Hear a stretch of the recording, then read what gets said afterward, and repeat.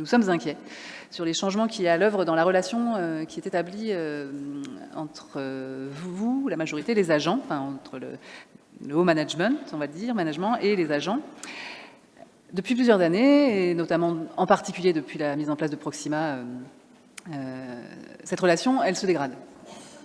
Elle est marquée par une brutalité managériale, une gestion désincarnée par objectif et par les statistiques.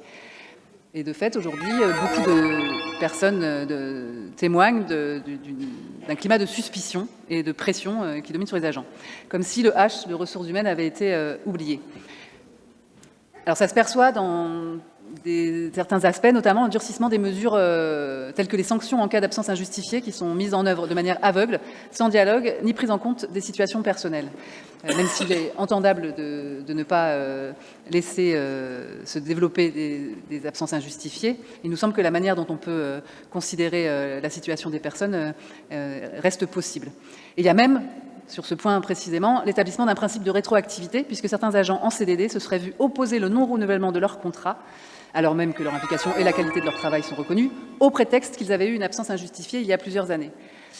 Doit-on rappeler que le principe, décidément, c'est très juridique ce conseil, que le principe de non-rétroactivité des lois et des règles est un principe fondamental du droit, que c'est même une garantie essentielle d'un état de droit dans une démocratie.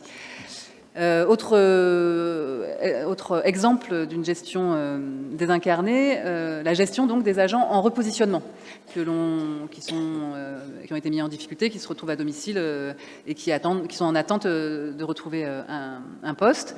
Là, aujourd'hui, à toute vitesse, on les replace dans les services pour boucher les trous sans tenir compte de leur spécificité et de leur fragilité.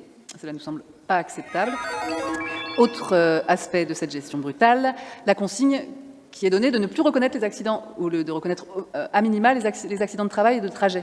Et on a vu dans les décisions du maire qui ont été présentées ce matin, enfin, qui sont dans l'ordre du jour, il y a beaucoup de contentieux entre des agents et la collectivité sur des accidents de travail et accidents de trajet qui ne sont pas reconnus par la collectivité. Et enfin, dernier exemple, pour faire passer la pilule de Proxima, vous aviez promis que les agents pourraient suivre des formations pour les aider à s'adapter aux exigences de leur nouveau poste. Or, aujourd'hui, l'accès aux formations est figé. Bref, par toutes ces mesures, vous continuez à dégrader les conditions de travail des agents et donc en suivant la manière dont le service public est rendu aux Toulousains. Et nous le déplorons.